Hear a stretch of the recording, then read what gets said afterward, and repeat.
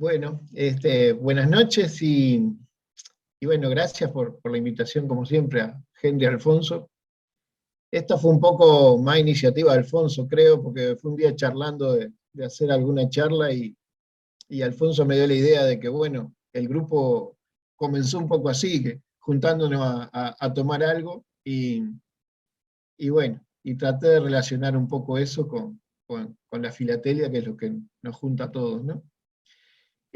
Por las dudas, le aclaro ya, ya saben que no soy un filatelista temático, así que seguramente voy a hacer varios errores, pero traté de hacer una presentación que bueno, como dice ahí, aprendamos un poco de enología, pero también veamos algunas cosas de filatelia para divertirme un poco, ¿no? Y relacionar un poco las dos cosas.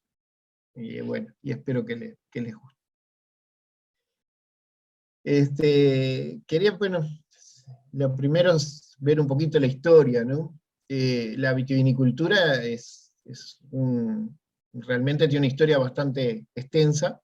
Este, Hoy se piensa, cada vez vamos un poquito más para atrás cuando se empiezan a investigar, pero bueno, está bastante claro que el origen fue en la zona del Cáucaso, más o menos ahora lo que es Georgia, Turquía, esa zona. Y más o menos se databa unos 3000 años antes de Cristo, o sea, es bastante antigua la producción de vinos, y se fue extendiendo, ¿no? Hubo una primera expansión bastante grande hacia Occidente, fundamentalmente por bueno, los comerciantes fenicios que iban llevando el vino de un pueblo a otro, y eso hacía que se empezara a extender el cultivo. Y la segunda expansión grande que hubo, que ahí ya llegó a toda Europa, fue el Imperio Romano, ¿no? El Imperio Romano hizo el segundo crecimiento de este cultivo en el continente europeo. Por supuesto que, bueno, tuvimos que esperar después hasta el año 1500 más o menos para que empezara el cultivo de la vid y el vino llegar a América, luego del ingreso de España, ¿no? El descubrimiento y, bueno, y la llegada de los españoles que trajeron la costumbre del vino. La enología como enología llegó, porque hasta ese momento, claro, la producción del vino era una producción más para tomar, se relacionaba mucho también con todo lo que es los rituales cristianos, la clásica misa, ¿no? Y eso hacía que, bueno, todo el mundo tenía su propio vino, pero era una elaboración bastante sin conocer los principios. La enología propiamente dicha, podemos decir que nace con Pasteur en 1873. En ese año, yo pongo ese año siempre cuando doy estas clases, ustedes saben que también doy clases de esto, ¿no? Porque bueno, fue cuando publicó este libro que es el inicio de la enología como la conocemos ahora, que justo se llama Estudios sobre el vino, y sus enfermedades, ¿no? Era muy lindo libro, y que fue publicado en 1873. Y fue el primero que, bueno, estableció lo que era, hasta ese momento un poco que no se sabía, lo que era la fermentación alcohólica, ¿no? El origen que es debido a las levaduras, que vamos a hablar un poco. Estas primeras son para ver conceptos básicos, y este es uno que quiero que quede claro. Cuando uno hace una vinificación, en realidad el aporte a la composición final de calidad de ese vino, o sea, si tomamos el 100% como vino con la máxima calidad, la uva nos va a aportar entre un 0, si no es de buena calidad, por supuesto, pero hasta el 90%, o sea, la mayor parte de la calidad final de un vino se debe a la materia prima que utilizamos, o sea, la uva, y por eso enólogos y trabajamos muy juntos con el viñedo y estamos todo el día, porque es lo que nos da la calidad final del vino. La etapa de vinificación en sí, simplemente podemos ganar muy poquito, manejando un poquito algunas cosas, y sí corremos el riesgo de hacer las cosas mal y, como dice ahí, perder todo lo que traíamos de la uva, ¿no? Y bueno, y después tenemos lo que es la conservación, que ahí en realidad siempre es pérdida, o sea, en la etapa esa tenemos que ser muy cuidadosos para no perder por una mala conservación en la botella después la calidad que traía. En definitiva, la frasecita está al fondo, la que yo quería dejar clara, ¿no? La enología en realidad no es otra cosa que preservar la calidad de la uva. Lo que tenemos que hacer los enólogos fundamentalmente es tratar de hacer el proceso eh, lo mejor posible para no interferir en esa calidad y lograr la mejor expresión de esa fruta. Y eso la filatelia lo ha visto. Y por eso la uva esa, que es fundamental para obtener los vinos de calidad, se ve mucho en la filatelia. Yo les puse algún ejemplo porque siempre es lindo verlo, pero bueno, acá tengo un entero de Bulgaria, ¿no? Con un sellito de Bulgaria con el racimo, de Austria, de ciudades como, bueno, de países como Chipre, Argelia, tenemos acá, eh, Túnez, todos han tenido, por supuesto que son casi todos países en los cuales también hay una producción de uva bastante importante, pero digo, la uva ha estado siempre muy presente, si ustedes se fijan en la filatelia y en muchos sellos. Y hay sellos muy lindos de uva, y series muy lindas. Este, Algunas quizás filatélicamente no tienen gran interés, pero son muy lindas. Todo lo que les voy a mostrar, miren que son, yo como les dije al principio, no soy temático, pero sí tengo muchas cosas de uva y vino porque son lindas de tener. Algún día tendré que armar una coleccioncita pequeña de este tema, pero bueno, por ahora lo que tengo son clasificadores y cosas guardadas para ordenar, ¿no? Y todas estas cositas que les voy mostrando son de esa pequeña colección.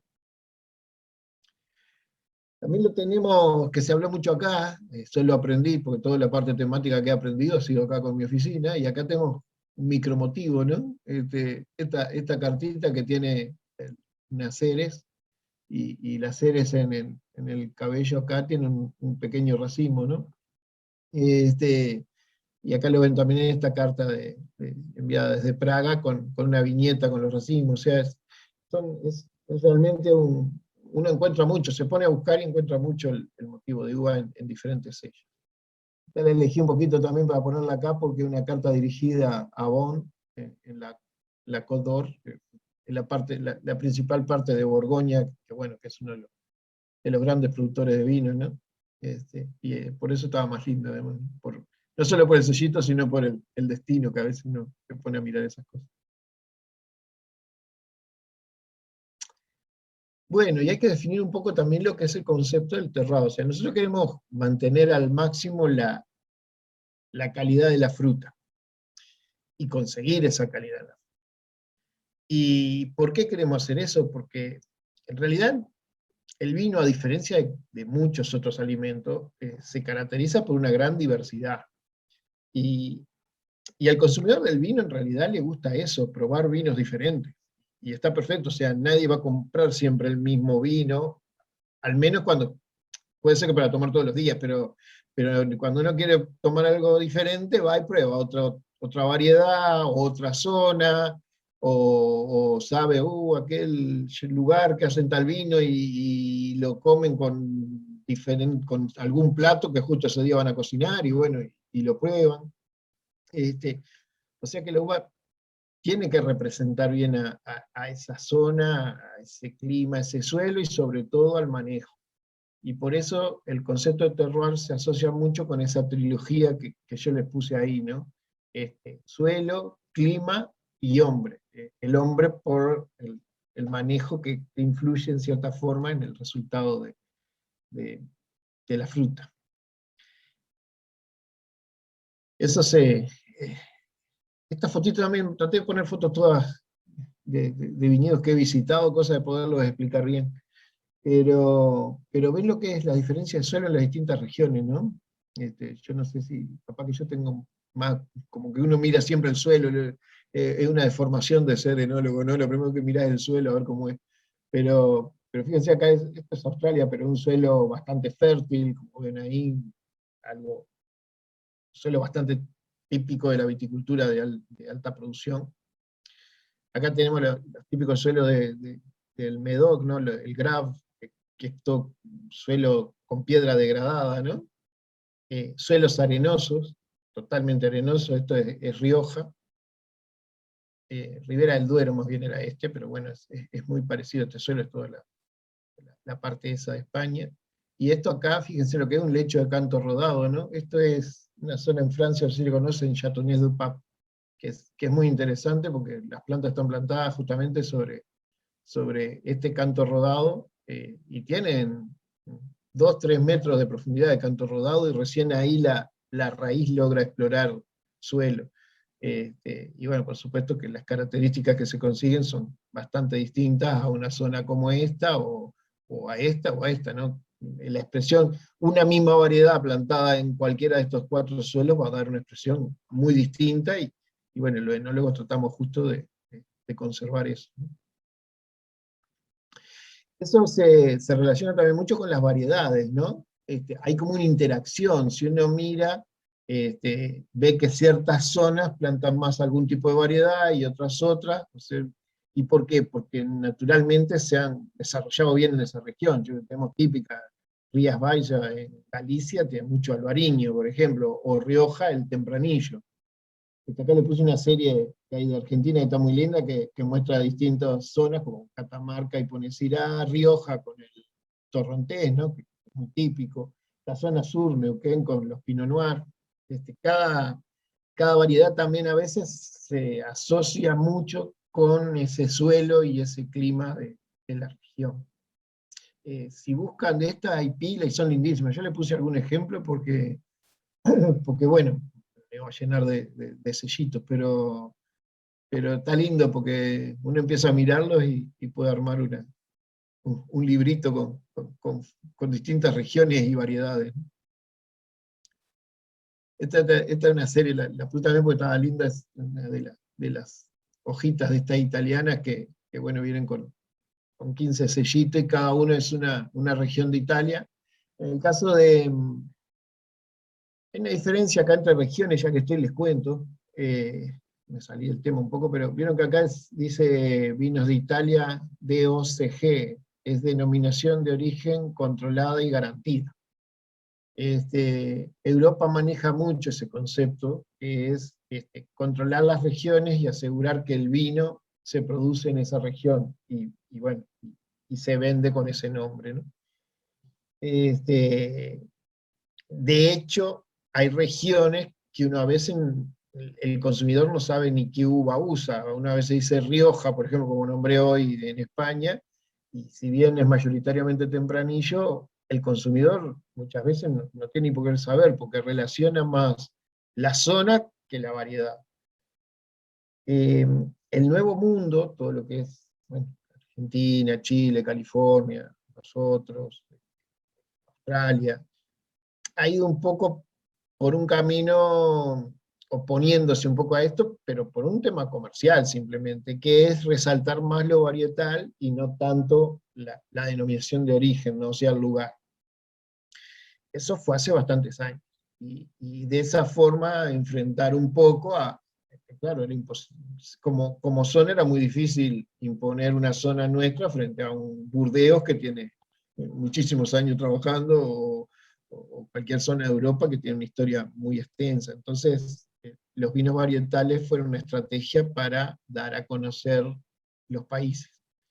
Hoy por hoy ya va cambiando, y claro, ya la gente nos conoce más, y ya si ustedes miran, casi todos, no sé si denominaciones de origen muchas, pero sí, aunque sea indicaciones geográficas, como les llamamos nosotros, que bueno, no tienen un control tan estricto, pero uno dice de qué zona está produciendo esa uva, ¿no? Y así uno encuentra distintas regiones en el Nuevo Mundo ahora, y están nombradas en la etiqueta. Es lindo también los viñedos, a veces, ya sé que de pronto, no sé si influye tanto en la calidad, pero sí influye en el recuerdo que trae cada zona al consumidor, y es el paisaje, ¿no? Ya que le puse algunos paisajes lindos de, de viticultura, esto es la parte de Ribera del Duero, una zona muy linda, pues todo el arrastre acá. Las zonas de vinos verdes, todo plantado con terrazas, en zona montañosa. Y bueno, una de las zonas más lindas vitícolas que hay, el Douro, ¿no? La parte de Portugal, y realmente un paisaje precioso. Y eso uno lo va recordando, y hasta lo ve en sello. Acá, por ejemplo, está una serie de Australia, y miren cómo mostrando desde los típicos viñedos, como se ve acá, las colinas suaves en esta parte, y esta ya con pendiente más grande y plantado en curvas de nivel, ¿no? Y cada uno va teniendo sus características. Y todo eso es lindo de ver. Son simplemente acá diferentes regiones de Australia, y por supuesto con una topografía distinta, y lo que exige que uno tenga que ingeniarse para poder plantar un viñedo en las mejores condiciones, ¿no? Si el viñedo es como acá, que nos pasa mucho en Uruguay, zonas planas, es muy fácil plantar, uno debe hacer, eh, no tiene que cuidar para nada la pendiente, simplemente plantar, pero cuando tenemos pendientes grandes, hay que empezar a cuidar mucho lo que es la erosión y los desagües, ¿no? Para no tener problemas. Y lo otro interesante también es la edad del viñedo.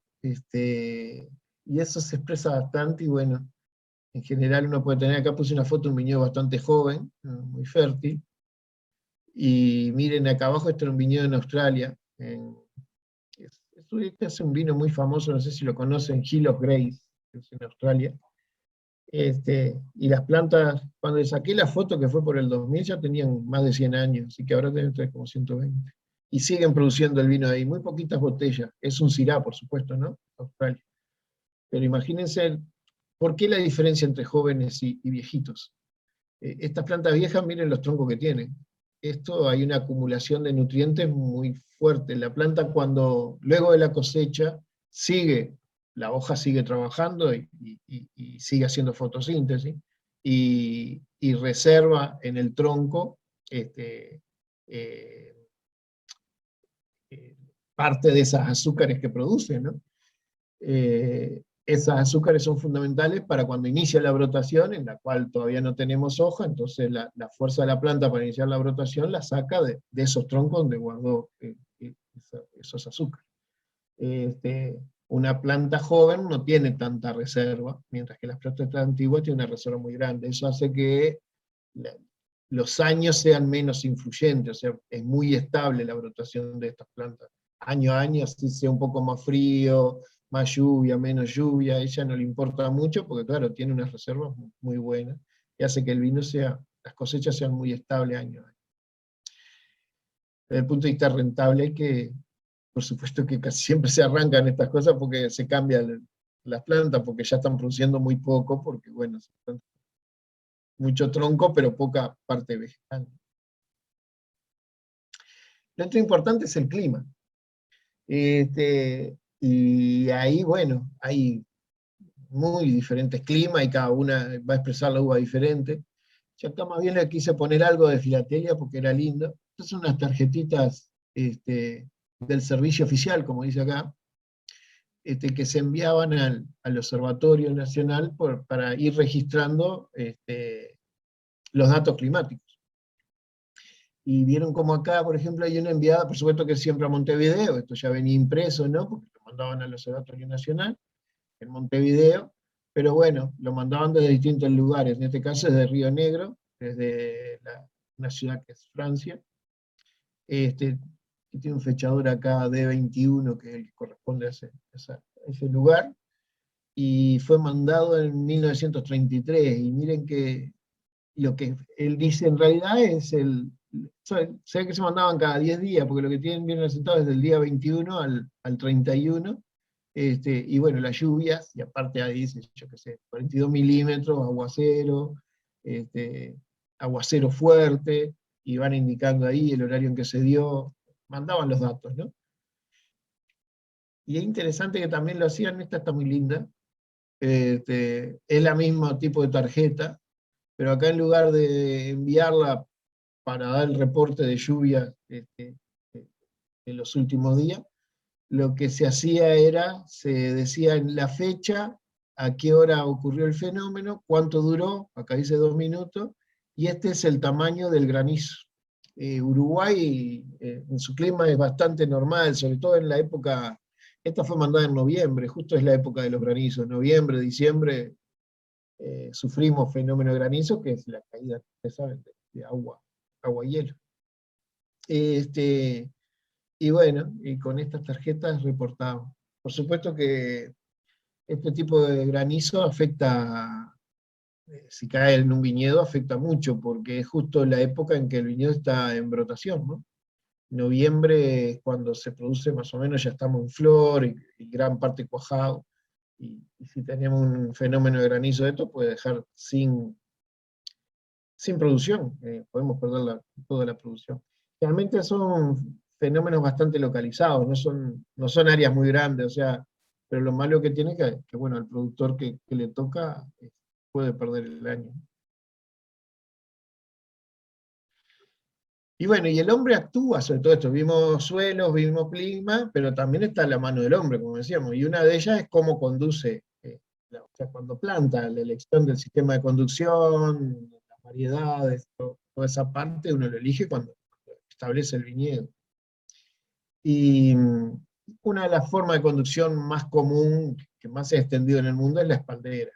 La espaldera es simplemente, como dicen los ingleses, el vertical trail, es como un cerco, ¿no?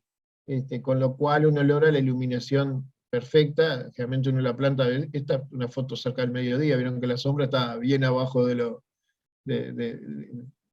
bajo la fila, y el sol seguramente corre generalmente les voy a contar, generalmente estas espalderas se plantan en dirección más o menos norte-sur, para que las caras de la espaldera tengan una parte la luz de la mañana, cuando sale el sol desde el este, y luego la luz de la tarde, cuando el sol se dirige hacia el oeste, ¿no?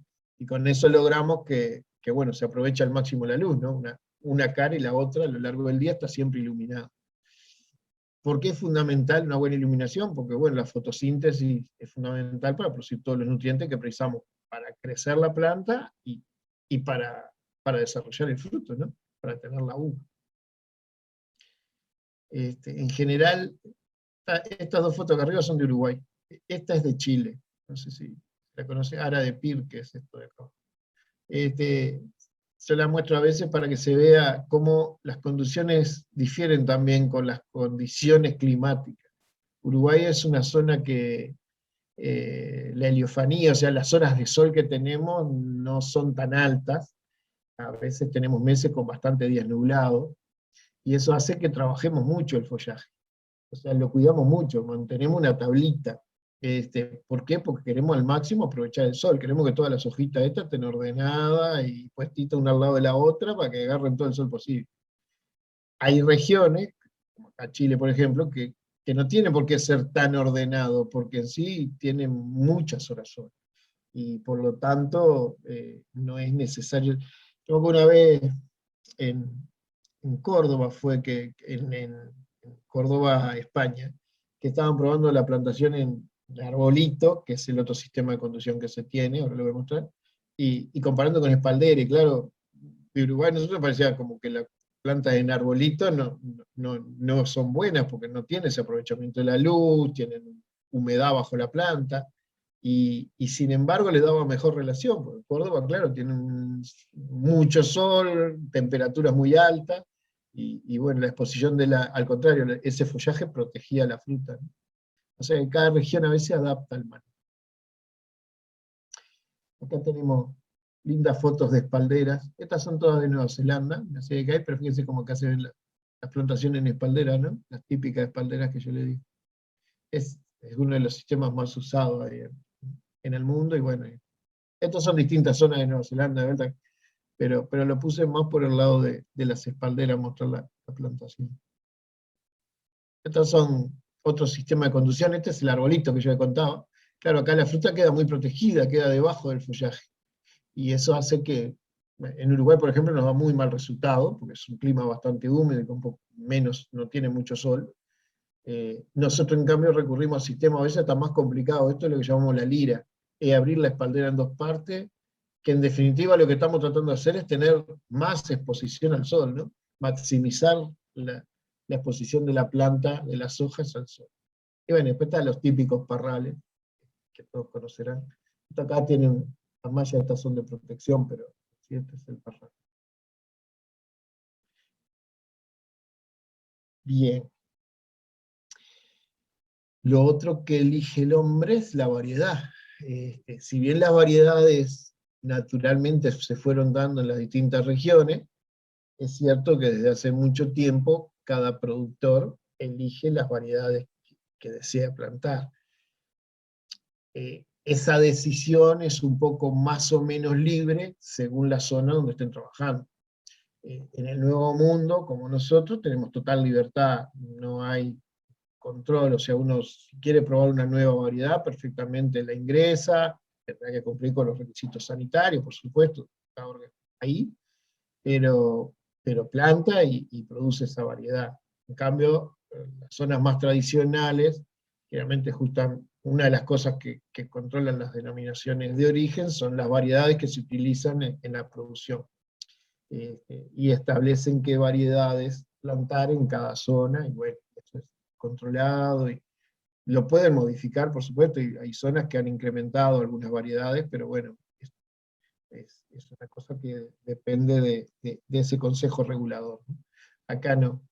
Y de hecho, este, se van probando distintas variedades y va creciendo. ¿Qué son en realidad lo que plantamos cuando decimos variedades? Lo que pasa es que la planta de nosotros son todas vitis viníferas.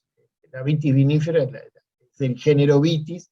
No hay solo vitis viníferas, hay otras vitis. América tenía vitis rupestri, vitis berlandieri.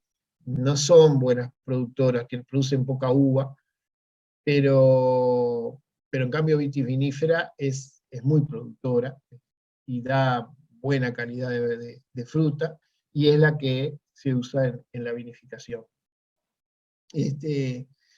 Dentro de las vitiviníferas encontramos diferentes variedades.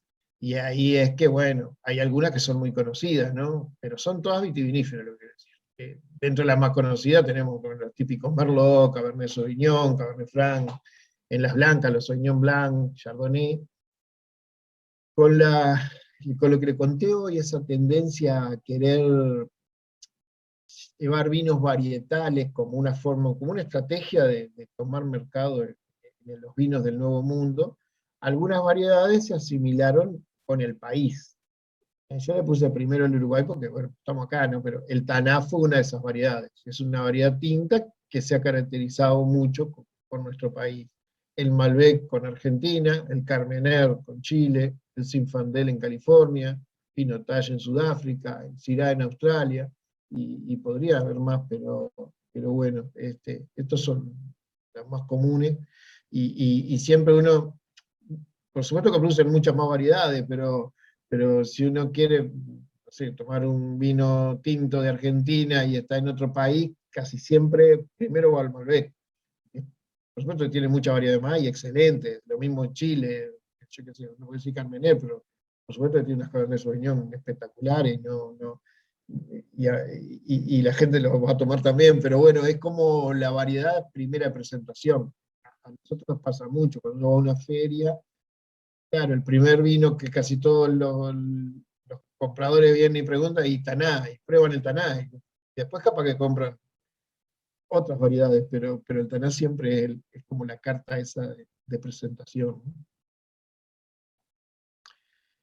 Y bueno, con variedades hay muchas, muchos sellitos, y son muy lindos. Esta la hacía comer, le puse 4 porque si no me quedaba muy apretadito, pero esta es una serie de Georgia.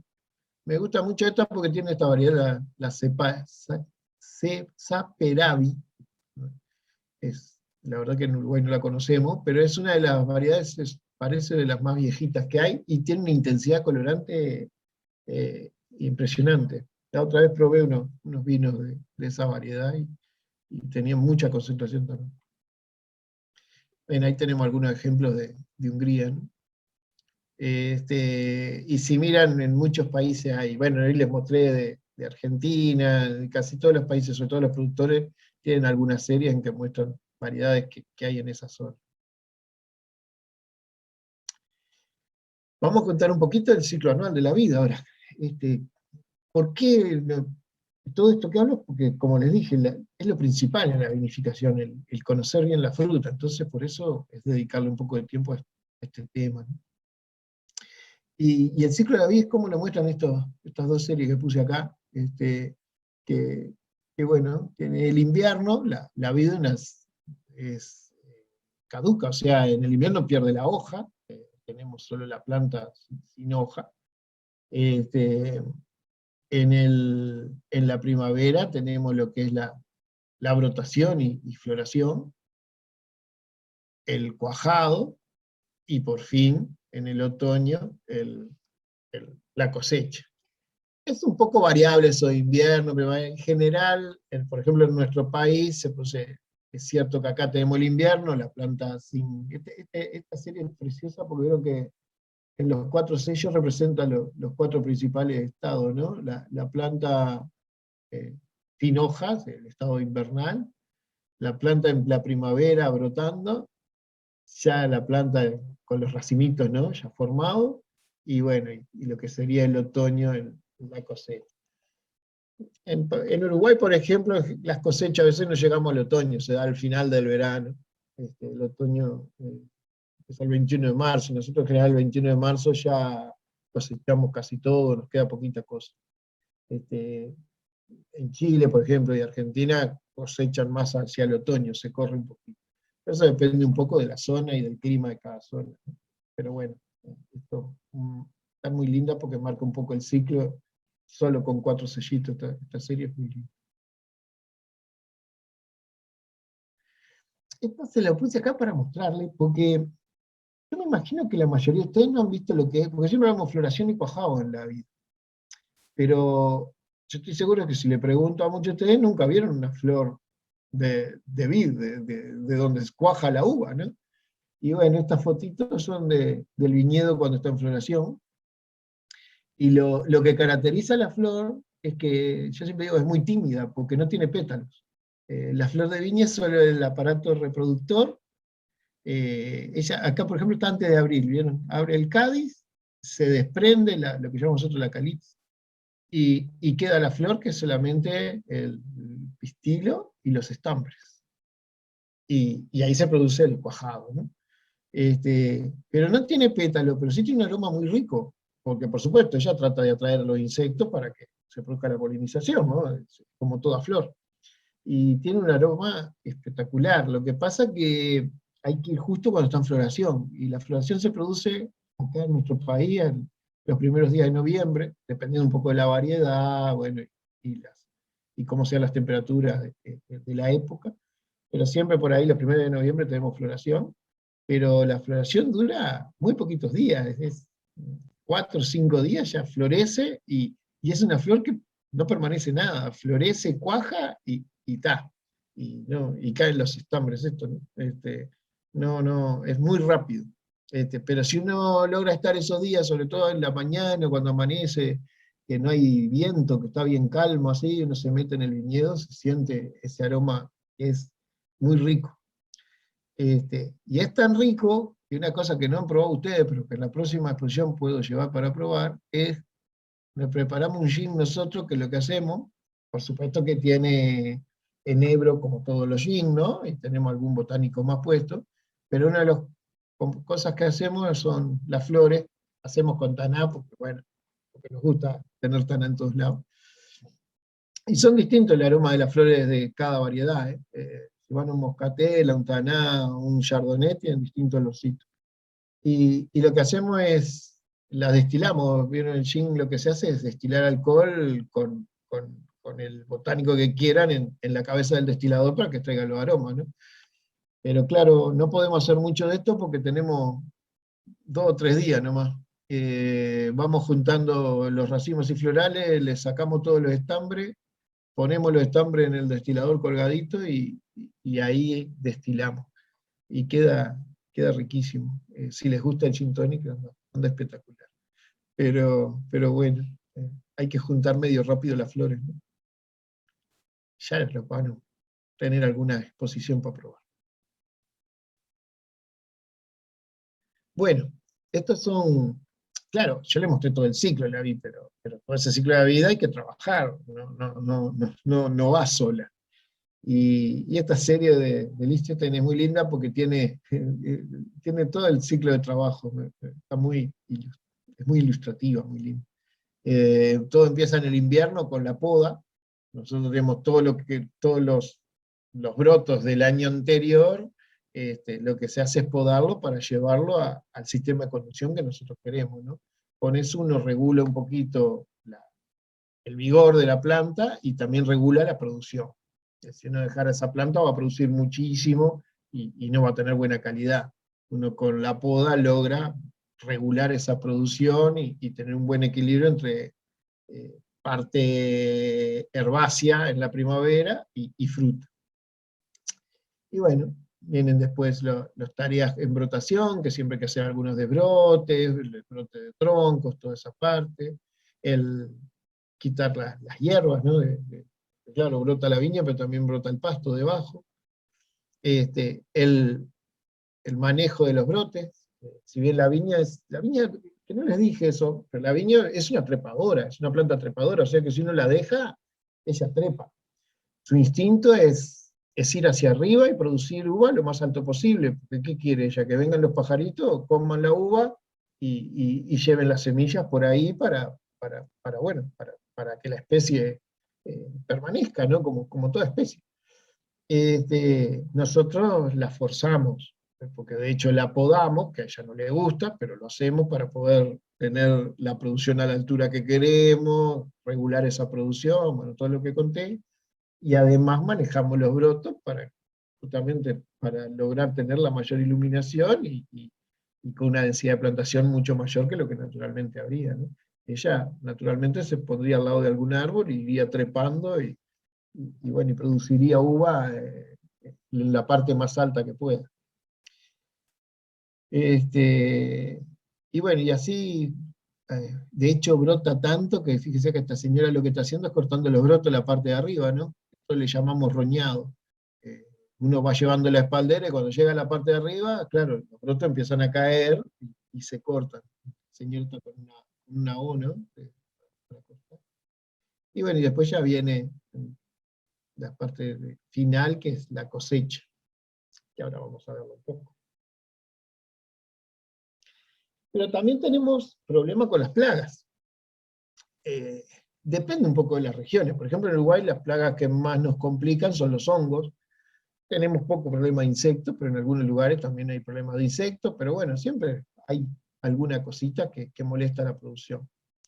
Y eso hay que controlarlo.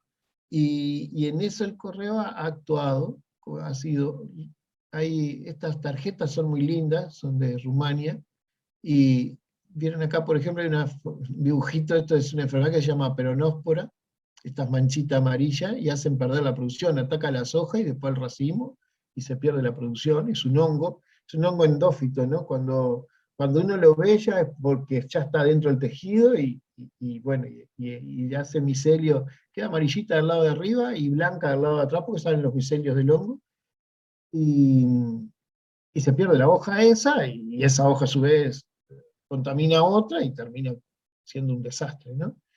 Y para eso, bueno, hay que aplicar algunos productos fitosanitarios. ¿Y cuándo hay que aplicarlo? Bueno, cuando las condiciones de temperatura, humedad son las mejores para el desarrollo del hongo. Y para eso había todo lo que llamaban los sistemas de advertencia, para que el productor no aplicara fitosanitarios sin control y solo por las dudas. Había sistemas de advertencia que se iban estudiando temperatura, humedad, y en el momento justo que están las condiciones para que ese hongo se desarrolle, se aplicaban los fitosanitarios. Y estas cartitas postales tenían esa función. Se mandaban a los productores y si miran por acá, dicen, vieron concentración de, bueno, esto es caldo, ¿no? Caldo bordelés. Ya le ponían hasta qué concentración tenían que usar del producto. El caldo bordelés es una mezcla de sulfato de cobre y cal. Y es un fungicida muy usado. Todavía ahora es un fungicida muy tradicional. El nombre de caldo bordelés justamente porque se empezó a usar en Burdeos, ¿no? Pero es muy usado. Y bueno, esto cumplía la función esa, de avisar al productor que tenía que curar. Bueno, le llegaba la cartita, la tarjetita y salía a curar. Eso, ¿saben qué sistema de advertencia? No con tarjetas, pero en todo el mundo se usó de alguna forma. En Uruguay teníamos un sistema con banderitas. El lugar donde se estudia enología, la Escuela de Vitivinicultura, tenía un sistema de alertas, que era justamente con banderas de colores, y como era una zona que había una producción muy grande de uva, de viñedos plantados, claro, y era una ruta que pasaban todos los productores, se ponían las banderitas en el alto de la escuela, entonces si había bandera amarilla, sabía que había que curar contra, pero no, si había bandera a raya, había que luchar contra oidium, y así, cada enfermedad tenía su bandera. Y bueno, y de un productor a otro después se iban avisando, ¿no? El que había la bandera le avisaba a todos los amigos. Y ahí no teníamos las tarjetas, pero teníamos un sistema de comunicación. Ahora ya no precisamos más estas cosas, porque se imaginarán ahora que todos tenemos nuestra centralita de clima y el software que va avisando cuando hay riesgo de cada enfermedad. Ha avanzado mucho todo eso. Pero esto era lindo, muy lindo. Y bueno, viene la madurez, ¿no? La etapa de madurez de la fruta. Desde el pasaje del racimo, que es verde, es como el racimo cuando todavía no empezó la madurez, son granitos como de arveja, ¿no? Colgados en un racimo, hasta que está el racimo maduro. Y ahí, bueno, quizás los dos cambios que más se notan es la acidez acá es muy alta cuando está verde, y por supuesto que la acidez cuando madura la uva baja, mientras que el azúcar es muy bajo cuando el racimo está verde, y tenemos un aumento de azúcar durante la etapa de madurez. Cambian los componentes aromáticos, disminuyen los amargos, una pila de un montón de cosas que se imaginarán que no es para esta charla de hoy, pero hay toda una serie de cambios metabólicos en el racimo y de cambio de la composición que son muy lindos, muy interesantes, pero no es para ahora. Y ahí así hacemos la cosecha, ¿no? La cosecha generalmente lo más usual es hacerla en cajones pequeños de unos 15, 20 kilos. O bueno, era muy tradicional los canastos estos, ¿no? Que puse en estos sellitos, por ejemplo, de Luxemburgo. La gente va con los canastitos, va juntando y vuelca al transporte. Aquí hay uno también de Lice que muestra lo mismo. Pero también, por supuesto que actualmente tenemos cosecha mecanizada, ¿no? La cosecha manual sigue siendo la mejor, por lo que le digo, porque ¿qué tenemos con la cosecha manual? La posibilidad de seleccionar la uva directamente en el viñedo. Y eso es un gran punto de calidad. Nos asegura mucho la calidad. Pero bueno, también es cierto que a veces hay que cosechar, y si uno se atrasa en la cosecha, es peor que cosechar despacito, ¿no? Y bueno, tenemos estos equipos que son cosechadoras, lo que hacen es, tiene unos bastidores acá adentro que mueven a la planta y hacen que se desgrane, y los granos se juntan en estos tanques bueno, acá vieron que se ven volcar los tanques sobre algún medio de transporte, una zorra, un camión, lo que se quiera. Lo bueno de estas máquinas es que cosechan todo el día, ¿no? Y toda la noche, no tienen por qué parar. Y eso hace que a veces uno puede elegir hasta las horas más frescas para cosechar, y al final tiene una calidad de cosecha muy buena también, ¿no? Por entrar la uva fresca. Y bueno, la vendimia no es solo trabajo, también hacemos festejo, y nos gusta bastante festejar. No sé por qué, pero es un momento que uno está contento, porque está de cosecha, ¿no? Y las cosechas siempre, en general, nos pone contentos. Es un momento muy estresante, porque hay que decidir muchas cosas, y qué día cosechamos, y qué hacemos esto, y qué hacemos esto. O sea, son unos días en que hay que tomar decisiones muy rápidas, porque el tiempo no da para pensar mucho, ¿no? Pero también es lindo para festejar. Y bueno, generalmente hay muchas fiestas de vendimia. Acá tenemos en España un matasello, vieron que dice fiesta de la vendimia, del 17 al 25 de septiembre, claro, porque es hemisferio norte, ¿no? Y acá tenemos otra de Sudáfrica, una fiesta, también fiesta nacional de la vendimia, dice acá, en Par, que es una zona vitícola. El valle este tiene una zona vitícola muy, muy grande. Esto es hemisferio sur, vieron, 23 de febrero, bueno, en este caso del año 55, ¿no? se ve que era un sobre de invitación, no está circulado y todo, pero era el sobrecito ilustrado por la fiesta.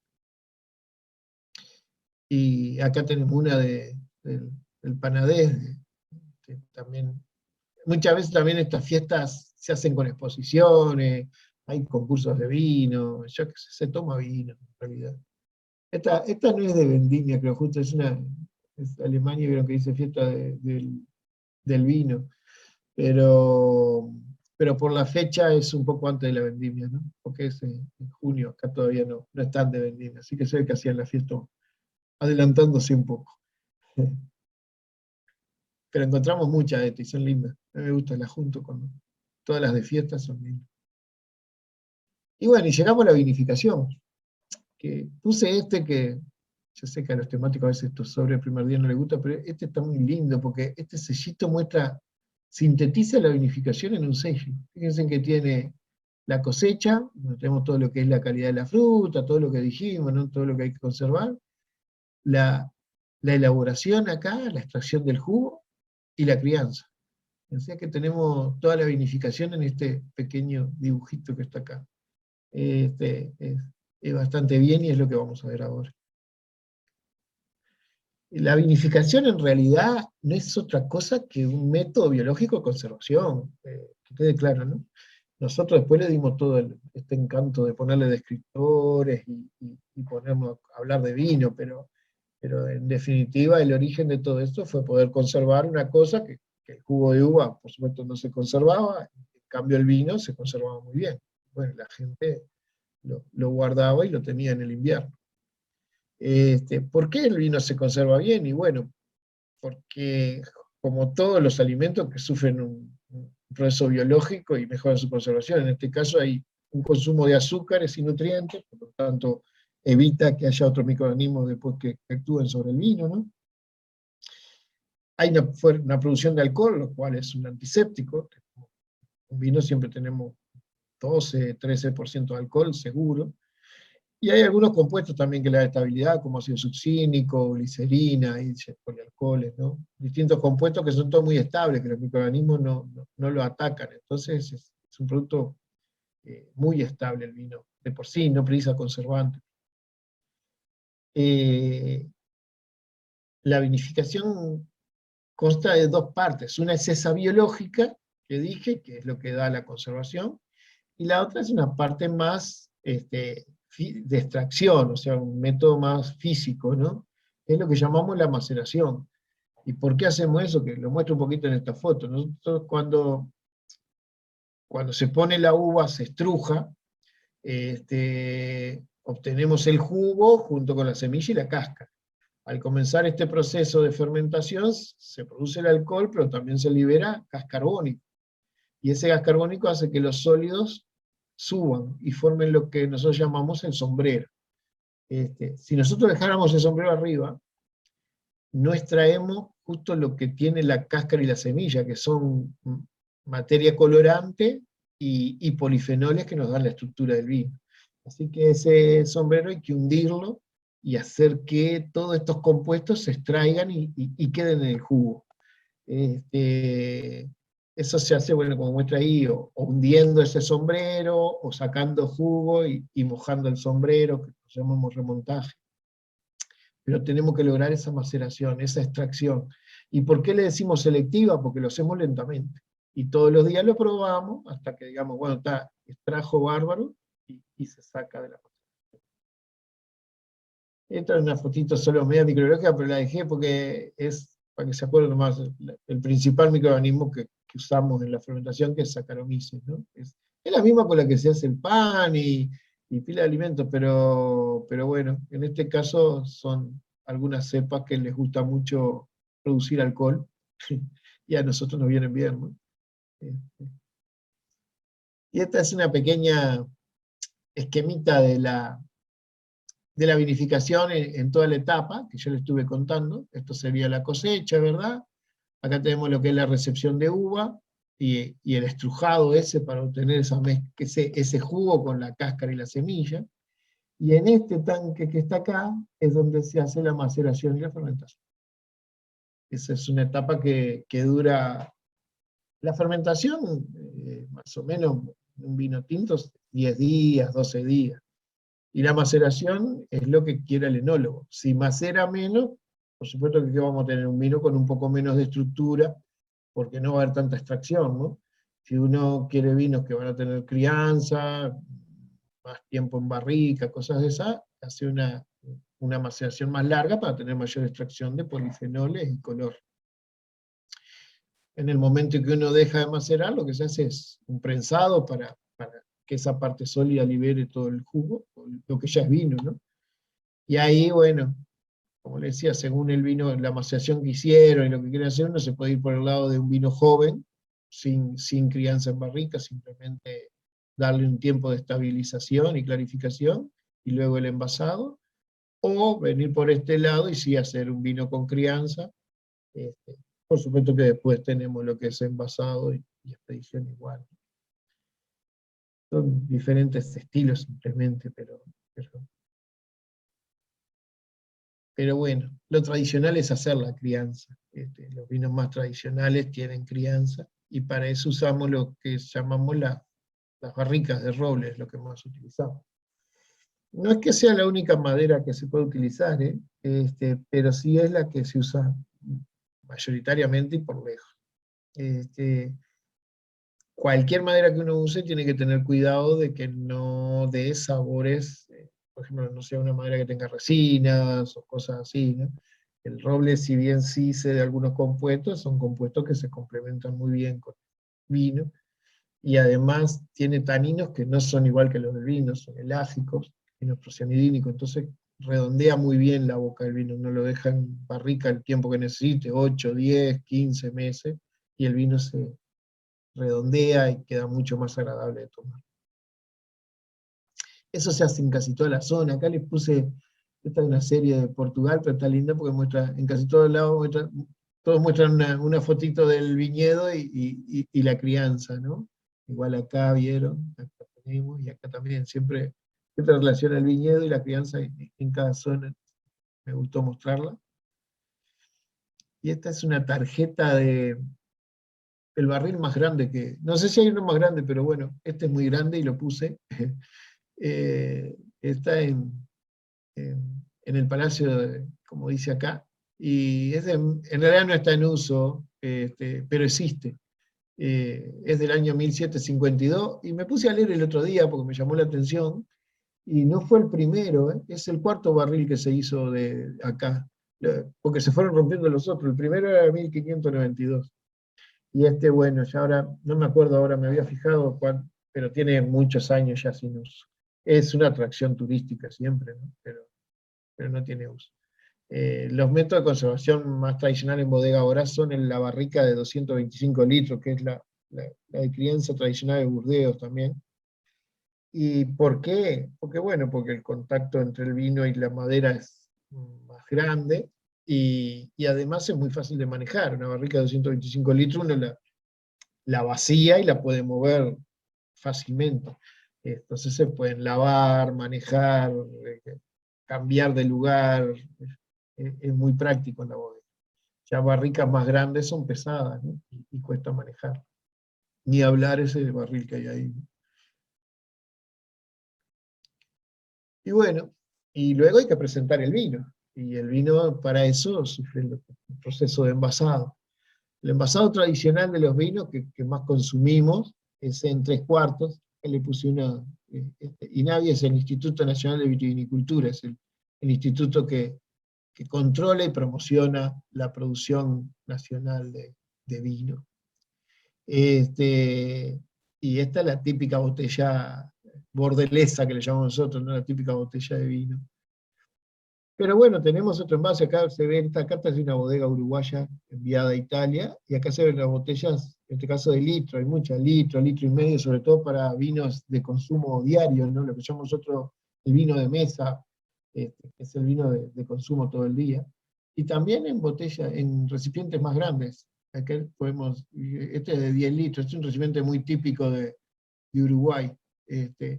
Lo que pasa con estos recipientes es que, bueno, son delicados porque es vidrio y el recipiente grande, generalmente se protegen con canastos. De hecho, encontré este es Este me encanta, el sobre este es precioso. Y ese es un taller de embajado de Dama Juana, o sea, el de hacerle los canastos a la Dama Juana, ¿no? Es simplemente un envío de Montevideo, este es un matasello triangular, es de estación de ferrocarril, enviado a Salto, en el interior del país, pero lo elegí por el taller de embajado, ¿no? Está muy lindo ese sobre. Y bueno, esos canastos se usaban mucho para protección de los niños. Hoy por hoy el envase ese está dejando de utilizarse justamente porque, bueno, es difícil de que no se nos rompa y han aparecido otros sistemas de envase para vinos de mesa mucho más prácticos. Pero bueno. Esto te quería contar cortito, pero le tenía que contar algo de Uruguay, ¿no? Yo sé que quería hacer una charla que fuera de viticultura en general, pero bueno, siempre un poquito de Uruguay tengo que contarle. Y si contamos un poquito la historia, tenemos que ir, nuestra viticultura surge, como les conté, con la colonización, o sea, con el ingreso del descubrimiento de América. Bueno, Uruguay fue mucho más tardío, acá Solís por 1500 y pico llegó, bueno, y así se fue dando el ingreso de España, y con eso trajeron la uva, ¿no? Pero era un cultivo como hablamos hoy, un cultivo para, para consumo, no era una vitivinicultura comercial. La introducción de esta variedad taná, que yo le estuve contando hoy, que nombré, la hizo un vasco que se llamaba Pascual Arriague, la hizo en realidad desde Argentina, de Concordia, que había otro vasco que era Jauregui, Lorda le llamaba, y trajo las podas. Y fue por allá, por 1874, fue cuando la crisis, Uruguay ahí tenía muchos saladeros, ¿no? Pero claro, cuando surgió la crisis en Europa, se complicó un poco la parte de venta y algunos saladeros tuvieron que reconvertir, y bueno, a este hombre se le ocurrió plantar viña, y anduvo muy bien, fue una bodega muy reconocida. Y ese fue el arranque de lo que llamamos nosotros el inicio de la vitivinicultura a nivel comercial, ¿no? Ya empezó a ser una actividad comercial importante. Este sellito se emitió hace poco por los 200 años del nacimiento de Arriaga. Y esta era interesante, esto me gustaron, pero tengo algunas de estas que eran tarjetas postales, y se ve que este señor lo que hacía, es una tarjeta de 1897, y claro, la enviaban, ya tiene la dirección, vieron vinos de Salto, Pascual Arriague, y del lado de atrás decía, sírvame mandar, bueno, uno ponía cuántas docenas de botella, de, de qué vino querían, ponía acá, la dirección, y ponía la tarjeta, y le llegaba a la bodega, y bueno, después iría alguien a entregarle el vino, ¿no? O sea, usaban las tarjetas como forma ya paga para que le enviaran los pedidos. Este, está gracioso. Y se consiguen, tengo algunas de estas, se ven, son lindas. En cuanto al sector nuestro de la viticultura, es un país muy chico, Uruguay, así que imagínense, tenemos solo unas 6.000 hectáreas. Si ustedes miran en el mundo, esto es poquitísimo. Este, pero para nosotros es mucho. Somos bastante chiquitos, es importante para nosotros. La cosecha promedio más o menos de Uruguay en los últimos años ha sido unos 90 millones de kilos.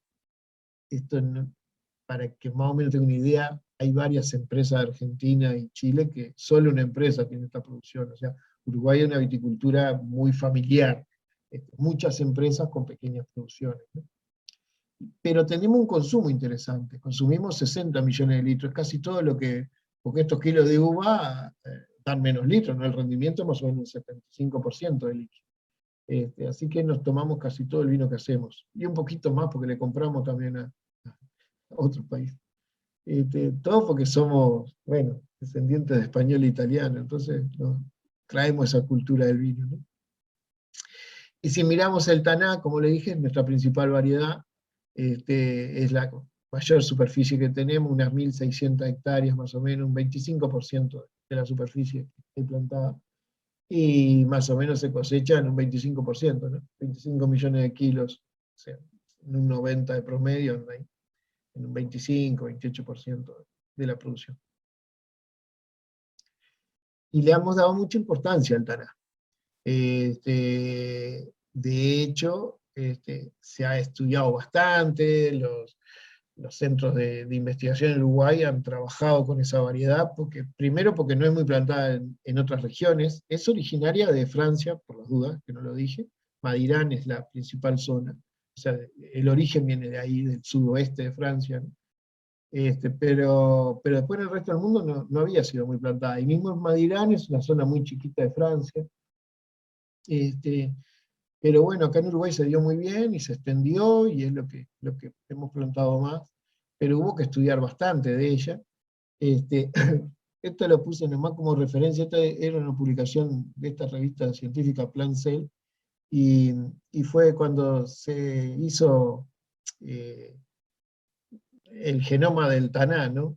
Se logró secuenciar el genoma, eso lo hicimos yo también, aparte de la bodega, trabajo en facultad, doy clase, y lo hicimos con el grupo de facultad y un grupo de investigación de Uruguay también, Clemente Estable, y un grupo como dice acá, de Italia, que lo habíamos conocido allá en una feria en Europa, y bueno, y nos juntamos para hacer eso.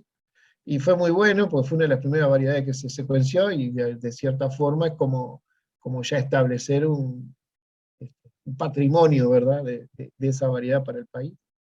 Y es tan importante para nosotros que fíjense acá, por ejemplo, en esta emisión que es de los 160 años de relaciones diplomáticas entre Uruguay y Alemania, la viñeta que tiene el Riesling, que es una variedad típica alemana, con el Taná como la variedad típica de Uruguay. O sea que cuando hacemos vino y hablamos de vino, siempre el Taná para nosotros es una variedad que bueno, la tenemos siempre presente. Y hay una revistita que es Enofilatélica, que no sé si la conocerán, pero es de un grupo, pertenece al APS, es uno de los grupos de unidades de estudio que tiene el APS, y es toda de uvas y vinos, y está lindo. Yo por supuesto estoy suscrito, y una vez hice un artículo para explicar un poco la producción de Uruguay, y salió publicado, eso fue allá por el 2015. Lo que pasa es que cuando me dice socio, son muy poquitos los integrantes de este grupo, porque se ve que en la parte de filatelia y vino tampoco son tantos. Y claro, cuando fue uno de Uruguay era toda una novedad. Y le tuve que hacer una notita ahí de cómo era la cosa en Uruguay para que se enteraran un poco, ¿no? Y bueno, y por último la comercialización, ¿no? Después que envasamos tenemos que venderlo, y ahí también la correspondencia tiene su importancia. Acá yo les quise mostrar esto de los Publibel, ¿no? de Bélgica, y que se ven muchas publicidades, pero por supuesto que de vino hay, y sobre todo estos buenos vinos de Francia, ¿vieron? La publicidad de vinos de Francia. Esta es una prueba, y este es un entero circulado. Y estos son los famosos Publications de Uruguay, que no podían no tener un vino. En este caso es Vinos El Dragón acá, Paró Hermanos, que era una empresa que ahora no está más, fue una bodega muy, muy reconocida en Uruguay hasta hace unos años. Acá lo tienen en las tres posiciones. ¿Se acuerdan que los Publications? Bueno, Andrés lo explicó muy bien esto, ¿no? Tuvimos toda una charla de Publications. Pero bueno, en el caso del vino tenemos tres posiciones. Puede estar acá en el vértice en el inferior izquierdo, en el superior izquierdo o en el superior derecho. Creo que son las tres, no he visto otras, pero bueno. En eso Andrés es un experto, así que cualquier cosa. ¿Se acuerdan que estos Publications eran SIDA, dice Compañía Internacional de Avisos, y lo que se hacía era, el que ponía el Publication pagaba menos valor, o sea, tenía la publicidad que en cierta parte subvencionaba al sello para el que lo usaba, ¿no? Y bueno, y para ir terminando, quería mostrar, no todo es solo hacer vino. A veces hay algunas vinificaciones que llamamos nosotros especiales. ¿Y qué es vinificación especial? Bueno, es sí hacer una fermentación, pero produciendo un tipo de vino especial. Ya hay, en ese tipo de vino, si bien es importante la uva, lo más importante es las características que le da la vinificación en sí. Y bueno, uno quizá de los más conocidos es el champán, que es un espumoso por una segunda fermentación que se hace en la botella. Epernay es la principal ciudad ahí en la zona de Champagne, junto con Reims, ¿no? Pero Epernay es la ciudad chiquita, la más linda que está ahí. Este, y acá, este matacillo está muy lindo porque se ven las rimas donde se pone la botella de champán para que la borra vaya al pico y se pueda sacar. Imagínense, ustedes toman un vino base y lo que hacen es, dentro de cada botella ponen el vino con un poquito de levadura y azúcar. Eso hace una segunda fermentación en la botella, pero claro, después hay que llevar todos esos restos de levadura que se quedaron hacia el pico para separarlo, ¿no? Y eso se hace en estas rimas que se ven acá, pupitos también llaman, para que la botellita vaya girando y despegando la borra hacia el pico. Otras vinificaciones bastante conocidas, sobre todo, bueno, Inglaterra fue muy consumidor de estos vinos, es los vinos de Jerez y los vinos de Oporto. Dos vinificaciones totalmente distintas. Los vinos de Oporto en Portugal lo que hacen son lo que llamamos nosotros vinos licorosos o vinos encabezados. Lo que se hace es, se cosecha la uva, en el caso de Oporto se hacía la pisa, ¿no? Se estruja, y se deja que inicie la fermentación, y cuando inicia la fermentación se detiene mediante el agregado de alcohol, de un destilado de vinos, ¿no? Con esos, claro, al subir el grado alcohólico, porque uno agrega alcohol a ese medio, la levadura no puede seguir trabajando, no, tiene mucho alcohol y no es propicio para ella, y queda un vino dulce por todo el contenido de azúcar que tenían, porque no lo dejamos terminar de fermentar, y con el alcohol del encabezado, ¿no? Un vino que tiene más o menos 18 grados de alcohol, 18%, y más de 100 gramos de azúcar.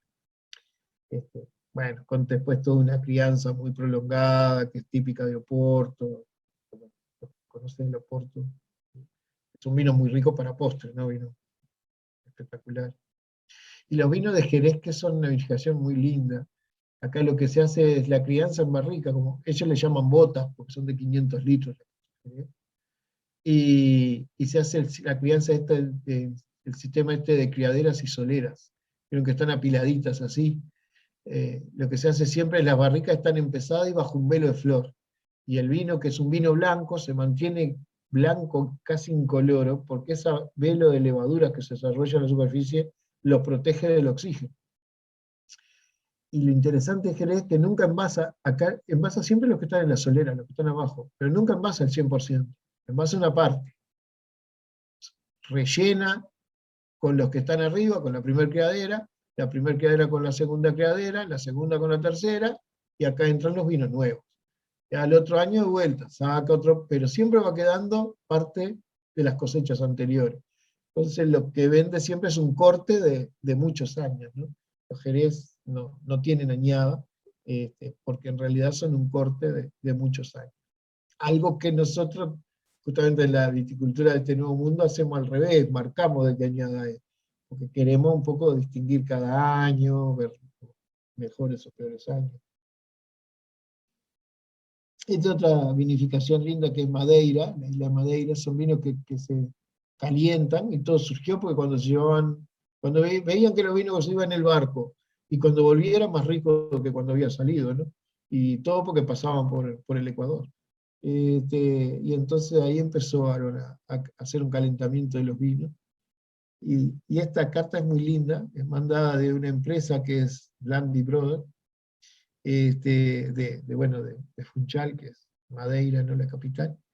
Pero lo lindo es que está, a ver que le voy a agrandar para que se vea que está con agujeritos. Es un perfil. Acercar. Ahí. Quiero que se ve compañía, la C, la B y la B, ¿no? Y el de abajo, gracioso porque está al revés. Acá tiene que estar la C acá, está invertido. B y B. Son esas cosas de la filatelia, ¿no? Que se mezclan con el vino. Era una carta enviada a Ginebra nomás, pero está lindo el perforado en los sellos. De 1897 esta carta. Y acá se ven otros productos como son el vermú, que en realidad no es una vinificación, es lo que es el vermú, es una base de vino y aromatizada con una mezcla de botánicos, ¿no? Y se usa mucho, es de origen italiano, pero bueno, se extendió en el mundo. Y después también productos derivados del proceso de vinificación, como son los destilados. En este caso es un Purivel acá que está el coñac. El coñac no es un brandy, no es un destilado de vino, bueno, de la zona específica de coñac. Este es un publisello de vuelta, ¿no? Un entero con los sellitos, ¿no? Y acá tenemos, sin entrar en discusión entre Chile y Perú, ¿no? Pero acá tengo un ejemplo, por ejemplo, de pisco, ¿no? Esta cartita es una carta chilena enviada por correo aéreo, y bueno, que justamente es de una compañía de pisco. Está linda. Es enviada de Santiago a La Serena, hasta la recepción acá, y en el día porque fue aéreo. Y bueno, y la filatelia no solo, o sea, no solo los sellos llegaron a la vinificación, sino que también al revés, los sellos fueron al vino. Y eso se ve en algunas etiquetas. Esta la puse acá porque es nuestra. Este es del viñedo Canelón Chico, un viñedo que empezamos a sacar vino ahora, y la idea fue hacerlo, no sé si lo ven, pero trata de ser una tarjeta postal, ¿no? Con el sellito acá. El sellito es una cachilita porque tuvimos que respetar un poco lo que colecciona Bouza, que son autos. Así que incluimos un poco la colección el hobby de Bouza con el hobby de Boido, que es la filatelia. Y bueno, y la cartita solo dice que espero que las disfruten y esas cosas, ¿no? Y este es un vino argentino, hay muchos ejemplos, puse estos dos porque este me encantó porque vieron que tiene hasta el dentado en la parte de arriba de la etiqueta. Está muy linda esta etiqueta hecha. Lo que bueno, en el caso de este, vieron que está circulada porque tiene matasello. El matasello en realidad tiene el año de la cosecha, y en este caso no le pusieron matasello. Se ve que es un sello sin circular. Y bueno, era lo que tenía para contarle, y muchas gracias.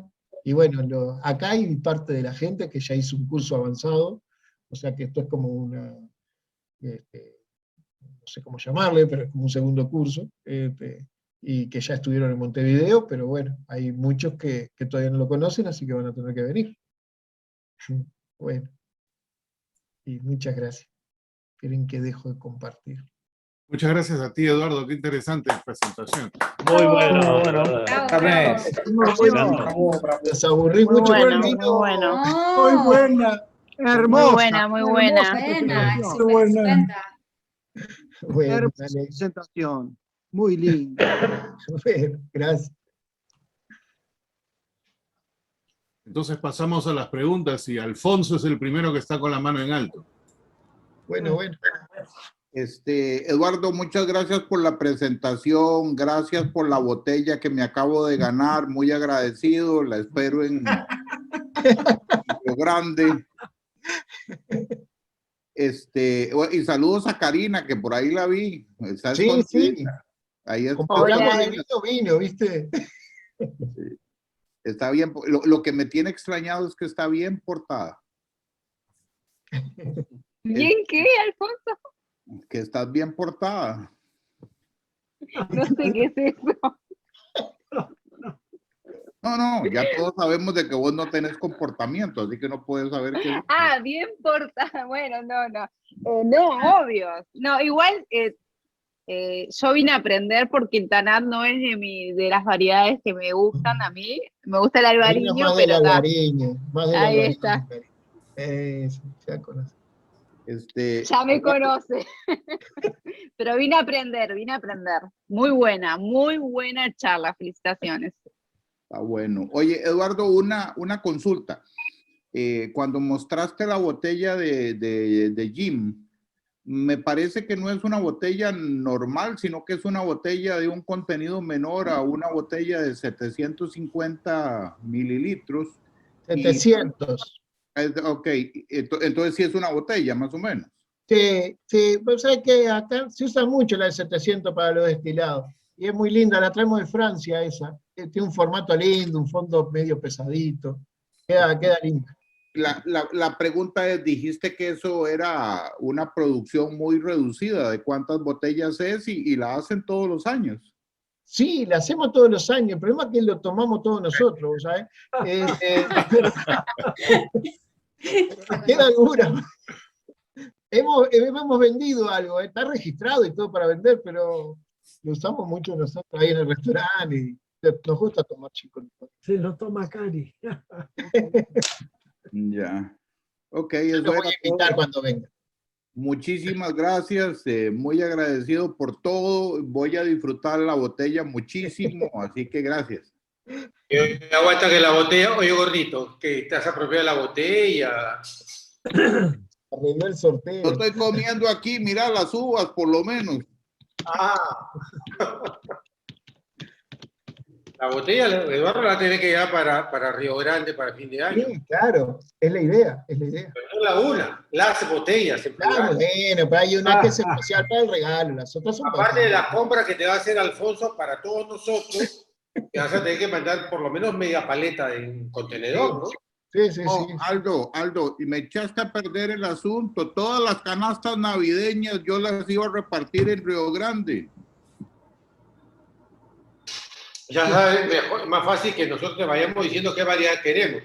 Podemos poner 2 botellas por cabeza, con lo cual a mí me mandas un albariño y ese el de la parcela única. Voy levantando apuntes. Anda notando nomás, ¿eh? Bueno, ahí veo varias manos en alto, así que vamos pasando. Marisol. Sí, oye, muchas gracias por la presentación, realmente buena, aprendí hartas cosas y siempre he tenido una duda, cuando hemos tenido la oportunidad de ir a Montevideo, vamos siempre al mercado, pedimos una carnecita y es infaltable el medio medio. El medio medio lo hacen ustedes allá, ¿verdad? ¿Y de qué cepa es? Sí, bueno, te cuento un poco eso. Es una bebida bastante típica de acá de Montevideo. Sí, no es otra cosa, arrancó eso con una mezcla de un espumoso con vino blanco tranquilo, por eso lo del medio y medio.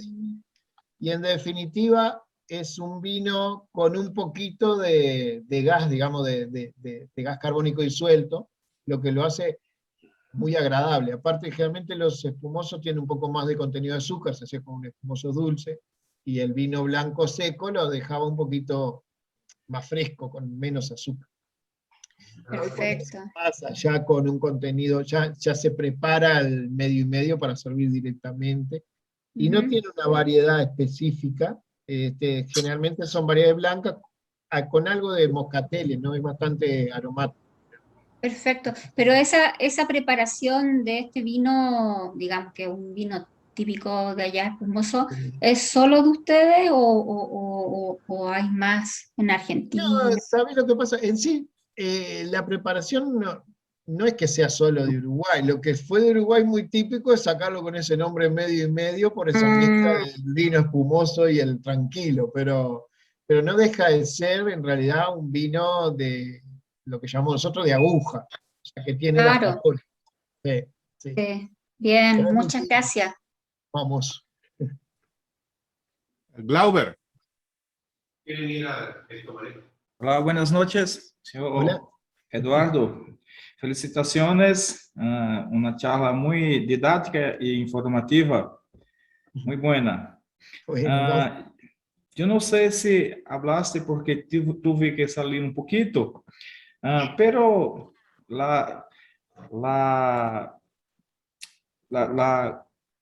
¿cómo puedo hablar en español? Yo soy brasileño, entonces... sí, lo sé. Triturar la uva con los pies, ¿tiene algún sentido o es solamente una tradición? No, tiene sentido. Y lo que hacemos nosotros es simular eso. No lo mostré, pero hoy lo que se usa son unos equipos que tienen rodillo, van girando y va haciendo que el grano se apriete en esos rodillos, obteniendo un efecto parecido a lo que era pisar la uva con los pies, ¿no? el proceso en sí tiene que ser así. El grano de uva se tiene que apretar para que raje la piel y libere el jugo y la semilla, pero sin romper la piel, o sea, no lo podríamos poner en una moledora y romper todo, porque lo que queremos después es macerar y hacer una extracción selectiva, o sea, ir extrayendo muy despacito los compuestos, y para poder ir probando y decir cuándo queremos dejar de macerar. Si nosotros rompiéramos todo, extraemos todo, lo bueno y lo malo. En cambio, con una maceración, mientras va fermentando, vamos extrayendo hasta que, bueno, parece que está perfecto y ahí lo dejamos macerar.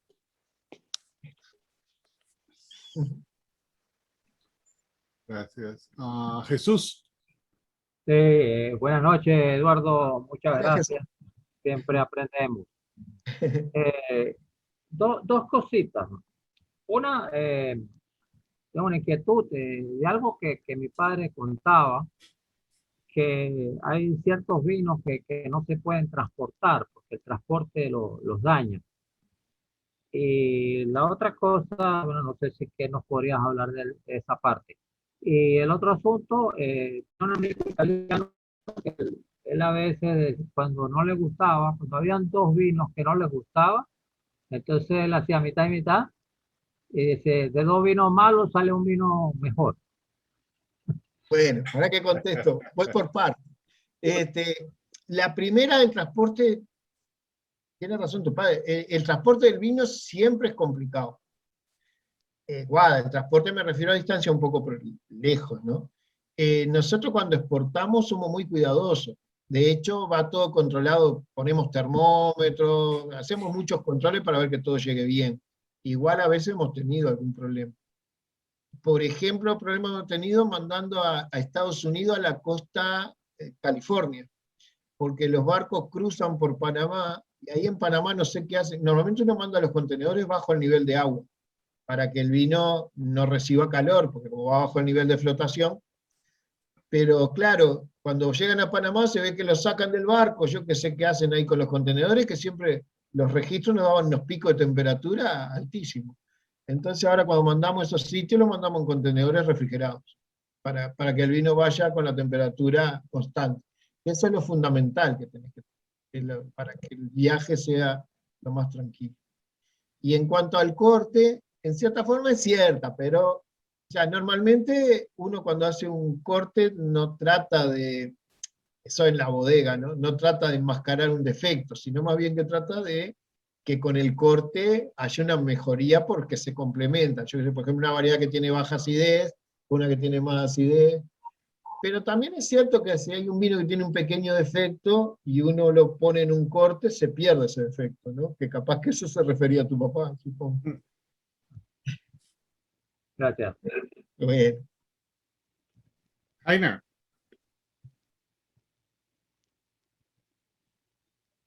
Hola, hola, buenas noches. Hola. Muy interesante. Yo Gracias. tengo una pregunta referente a lo que dijo Glauber. Bueno, una vez que se estripan, se majan bien las uvas, ¿qué se hace con los residuos? ¿Para qué se usa el residuo que sobra? ¿Abono o se usa para hacer algo más? Bueno, tiene distintos usos. Uno que nosotros hacemos mucho es destilar ese residuo, por más que uno les traiga el vino que quedó en esos sólidos, igual queda con una humedad por lo menos del 50, 60%.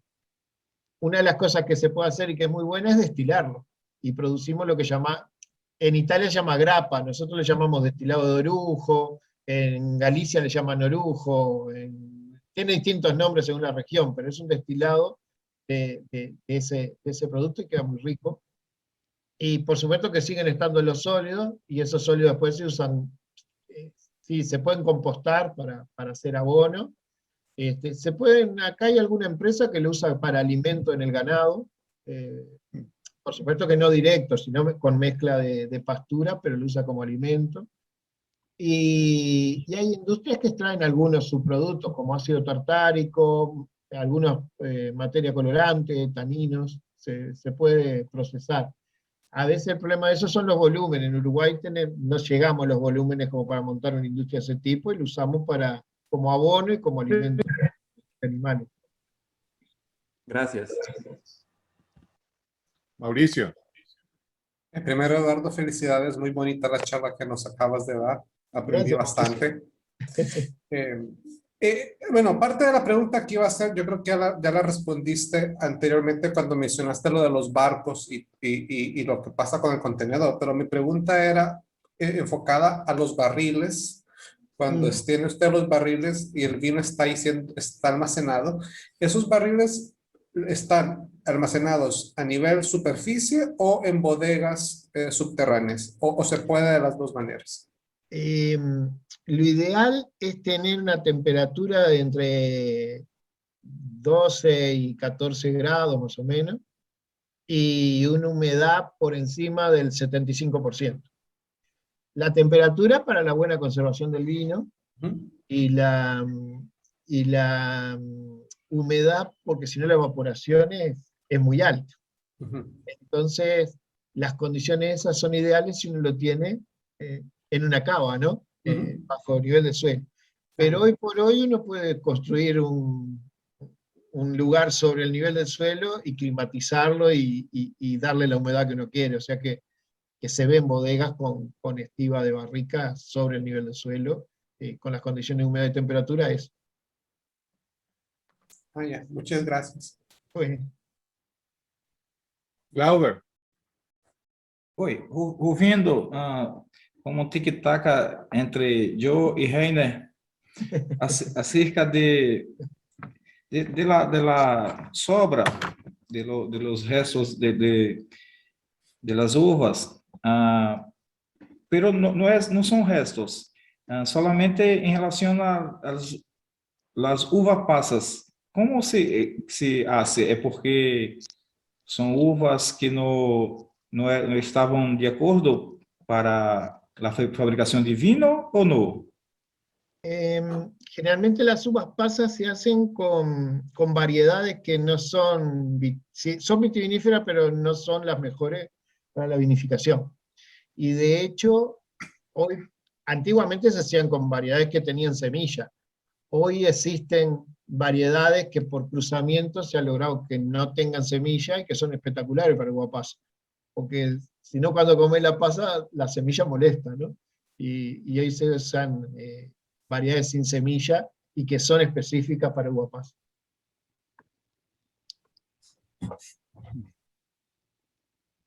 Jaime.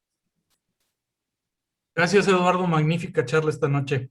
Gracias, Jaime. Y yo, es una pregunta simple, pero a la vez un tanto compleja por todos los elementos que tienen que considerarse, pero a tu criterio, ¿qué región del mundo es la ideal para producir vino?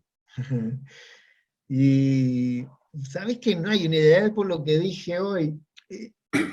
Cada región da sus características y el consumidor de vino le gusta esas diferencias.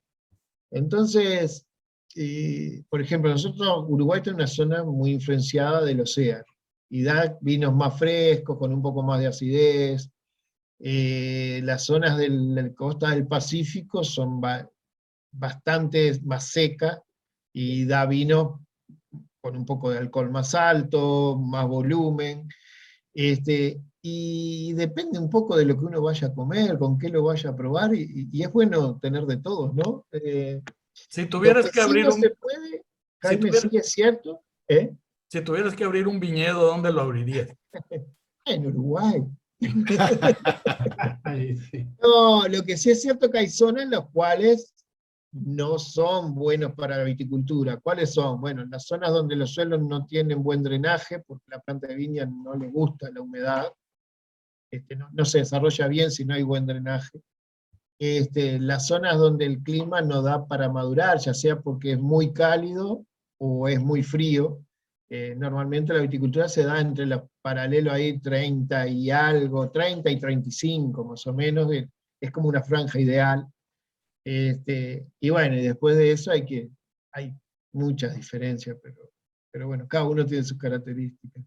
Durante la charla busqué a ver si alguien vendía vino uruguayo aquí en Monterrey. Encontré 2 botellas nada más. 2 botellas nada más, sí, pero sí hay. Sí hay, sí. No sé, nosotros mandamos algo a México, pero muy poco. Y creo que en Monterrey no. Está en Ciudad de México y algunas por ahí cerca. Sí. Tienen mucho vino español ustedes, ¿no? Y chileno también por el libre comercio. Exportador. Sí. Sí. Antes de pasar a la próxima mano alzada, me piden por aquí, que no había notado, que piden que hables un poquito de tu viñedo, el cual hemos disfrutado, por lo menos yo, fantásticamente. Bueno, les cuento. En realidad viñedos son más de uno. Tenemos las distintas zonas de Uruguay. Hoy tenemos unos 5 viñedos. Tenemos la bodega está muy cerca de Montevideo, y tenemos un viñedo ahí mismo, que es una zona que se llama Melilla, con lo cual la influencia del Río de la Plata es muy fuerte. Las Violetas, que está a unos 30 kilómetros hacia el norte. 2 viñedos plantamos ahora en el este, bueno, para aprovechar un poco la influencia más del océano, ¿no? Estamos muy cerca del agua, para tener el fresco de la tarde, del océano y todo eso. Y uno en Canelón Chico, que es una zona tradicional de Uruguay, de producción de uva. Tenemos más viñedos, y miren ustedes, hacemos unas 180.000 botellas al año nomás, y tenemos más viñedos porque elegimos un poco, cada año elegimos las mejores parcelas y las que nos gustan más para producir ese vino. Y principalmente Taná, como yo les conté, pero también tenemos variedades blancas como Riesling, Albariño, que nos caracteriza bastante, porque fuimos los primeros que trajimos, y Chardonnay. Y en tintas, además del Taná, tenemos Merlot, Tempranillo, el que nos gusta, y Pinot Noir. Y bueno, es una bodega pequeña, pero surgió por ahí la idea en el 2002, empezamos, 2003 fue la primera vendimia, y por suerte nos ha ido muy bien. Hoy estamos presentes en varios países, y en Uruguay se vende bastante bien, estamos contentos. Fantástico. Aldo. Hola Eduardo, ¿cómo estás? ¿Cómo está todo? Aldo, ¿cómo andás? Eduardo, una pregunta, si bien que no es de tu país, pero sí es la uva típicamente uruguaya. ¿Qué opinión tienes tú de la Tannat que se cosecha y se produce en vinos en la región de Tarija, Bolivia? Y te pregunto esto porque en algunos medios donde se califican vinos, como Wine Spectator o Saglin, hay una Tannat boliviana que prácticamente está entre los top 5 de Tannat. ¿Qué opinión tienes tú sobre la uva y la tierra que trabaja Bolivia en esa parte? ¿A qué se parece? Sí, los conozco porque lo hemos, hasta en concurso acá, he estado en paneles de cata con vinos de ellos, son muy buenos. Son un poco diferentes a los nuestros, por supuesto tiene la diferencia ahí es la región, ¿no? Son suelos distintos suelos y sobre todo altura. Lo cual hace que, es algo que no les nombré, pero aparte de pronto la cercanía o más lejos del mar, el tema de altura hace que las amplitudes térmicas entre el día y la noche cambien bastante, y da características distintas a la madurez. Y bueno, los vinos de Bolivia se caracterizan mucho por esa amplitud térmica, color muy intenso, mucho volumen en boca, son vinos muy, muy agradables. Sí, son voluminosos, sí. Sí. Y madura muy bien el Tanay, da taninos muy redonditos, pero menos madirantes. A mí me llamó mucho la atención que, o sea, siendo un vino de Tarija, que bueno, Tarija es una zona vitivinícola, pero principalmente se utiliza para hacer Singani, ¿no? O sea, sí, claro. Que termina viendo un Tanán que metido entre los top 5, dije, oye, ¿qué pasó? O sea yo tenía esta pregunta para ti hace mucho tiempo, ¿no? No, pero mirá que ellos estudiaron mucho. Yo con Tarija hace años que está trabajando en hacer viñedos, justamente porque no estaban dedicados a la producción de vino, y estudiaban bastante, y bueno, y el Taná fue una de las que eligieron, porque porque empezaron a probar y empezó a desarrollarse bien, y bueno, y fue una de las variedades que eligieron y le ha ido muy bien, sí. ¿Sí? Le gusta el taná de esa zona. Sí. Oye, gracias. Alfonso. Gracias, Henry. Eduardo, una pregunta que no es mía, sino que es del señor Walter Britz. Para ponerte en contexto de la pregunta, hace unos meses atrás Jaime no pudo contestar en los mediados de los años 1800 a qué hora almorzaba el empleado de la estación postal en México. Entonces Walter me pregunta que te pregunte que de qué hora a qué hora almuerzan los recolectores de uvas y que si sabes cómo se llaman los nombres de las esposas. Sabés que estamos en la bodega, no, lo hacemos siempre que podemos, pero hay años que hemos cosechado todo en la noche. Arrancamos eso de las 3, 4 de la mañana, cosa de tener la cosecha terminada a las 7, 8, para que la uva entre bien fresca. Cosechan con, viste, los mineritos así con luz, y van cosechando, y les gusta mucho a la gente, porque después descansan, y está fresco. Preguntarle a Walter que si le satisfizo tu respuesta para que te quite de la lista de la pregunta de control. Quedó contento, levantó el dedo.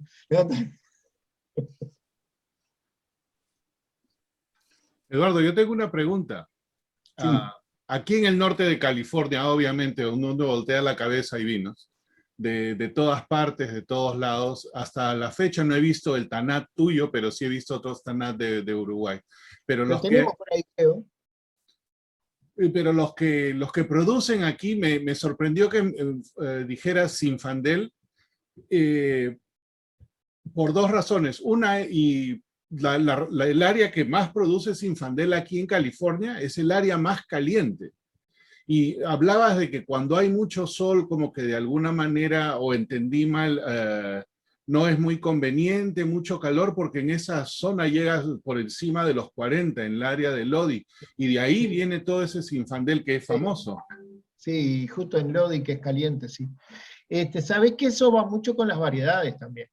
Y el Zinfandel yo no lo conozco cómo se comporta en el viñedo. ¿No? En Uruguay ahora hay una empresa que tiene un poquito plantado, pero sin duda se ve que es una variedad que se adapta bien a un poco. Yo que se pasa, por ejemplo, hay variedades que se adaptan a zonas más frías, por eso Alemania tiene mucho Riesling y ese tipo de variedad, y no planta Cabernet Sauvignon. Claro. Y mientras que, por ejemplo, California tiene muy buenos Cabernet Sauvignon, y Chile también. Y bueno, se ve que el Zinfandel va en zonas un poco más calientes. Más caliente. Sí.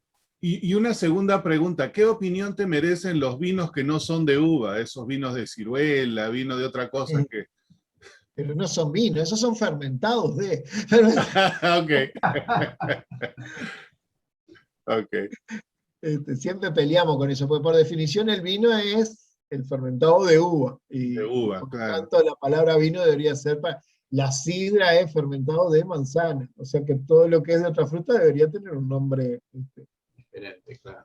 Claro. Porque a veces, como decías, ¿no? Como mencionaban antes, lo mezclan con otra cosa, y hay vinos acá que te venden, que es esto, vino mezclado con, digamos, jugo de ciruela, pero ya le agarran el nombre vino, ¿no? Sí. Lo que pasa es que también... Esos vinos son como que no son pisco, ¿no? O sea, déjate de cosas, no son pisco. Claro, es una cosa... Pero me imagino, y no lo sabía, pero sí lo entendí, de repente ambos vinos, digamos, o por decirle vino, de repente es mucho nombre al jugo de la otra fruta, al mezclarlo con un vino de uva, que de repente no es de la mejor calidad, pero algo mejor sale de la combinación de ambos. Lo pasa en general ahí no se busca tanto como lo que le contaba yo, que era la expresión de la fruta, el obtener sino que lo que se busca más bien tener, bueno, un producto agradable para tomar, divertido. Una cosa de ese tipo. Sí, okay. Sí, más fantasía. Exacto, gracias. Heiner. Hola, es algo más o menos como la respuesta que usted le dio a Jaime y la respuesta tal vez de ahorita de lo que le dijo a Henry. Era preguntarle si costaba aclimatar una mata de uva. pero entonces ya más o menos usted respondió que de acuerdo a la variedad es posible quizás y tal vez al clima. Sí, es que más que aclimatarla, lo que hacemos es elegir la que va bien en la zona, ¿no? Como tenés un abanico grande de variedades, hay muchísimas, cientos de variedades, es más bien probar cuáles de hecho, lo que yo le decía, en el Nuevo Mundo uno es libre de plantar la variedad que quiere y muchas veces se experimenta plantando pequeñas parcelas a ver cómo se comporta cada variedad, ¿no? Y de ahí, bueno, se eligen las que les guste más el lugar. Gracias. David. Eduardo, muchas gracias por la charla y muchas gracias por la comida que nos invitaste allá en Bolsa. La recordamos mucho todos. Hoy una pequeña pregunta siguiendo lo que decía Jaime. ¿Qué tan cierto es que con el cambio climático la franja de, por lo menos en el hemisferio norte, donde se dan los vinos, se ha subido un poco más hacia el norte? Sí.